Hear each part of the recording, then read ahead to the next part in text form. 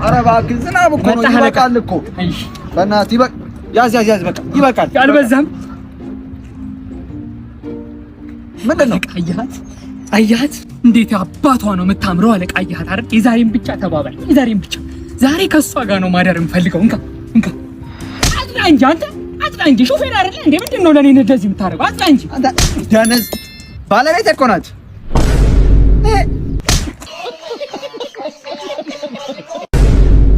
ኢትዮጵያ ውስጥ በብዛት በምንባል ደረጃ ወንዶች በተለይ ኳስ ተጫዋች መሆን እንፈልግ ነበር እና ከባርሳ ያሚል ጀማልን ብትወስዱ ፋንታስቲክ የሆነ ተጫዋች ፍሎሮሰንት ያለው ተጫዋች በ17 አመቱ እያንቀጠቀጣቸው ያለ ተጫዋች ከዛ እኔ በ17 አመቴ ምን እየሰራው ነበር ብዬ ሳስታውስ ስለ ማይቶኮንድሪያ ቱበርኩሎሲስ እና ስለ ኢርነስት ራዘርፎርድ እያጠናኝ ነበር በዚህ ኢኩዌሽን እና በዚህ ፎርሙላ አይምሮ የተበልጠጦ ቁጭ ብያለሁ ኳስ ተጫዋች መሆን ፈልገን የሆነው ዲሽ ኢንጂነሪንግ ተማሪ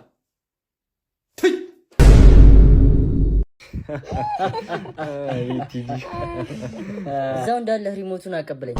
በቆምክበት ስቶቭን አጥፋ ውሃ ከመጣች በሩንም ገረበብ አድርገው የሚለበስም አቀብለኝ ትምህርትህን ተማር ስራ ቆጥብ አግባ ውለድ ጡረኝ ከዛ ሞት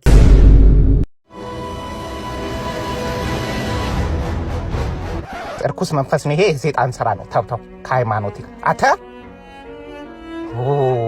ረበስማ ምን አይነቱን ጠንቋይ ላኩብ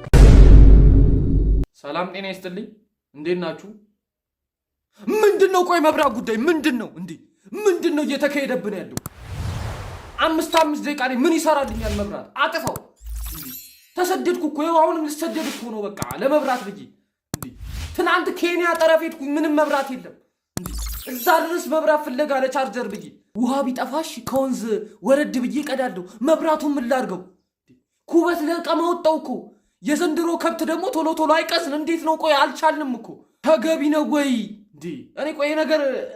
እኛ ቤት ብቻ ነው እንዴ ቆይ መብራት የሚጠፋው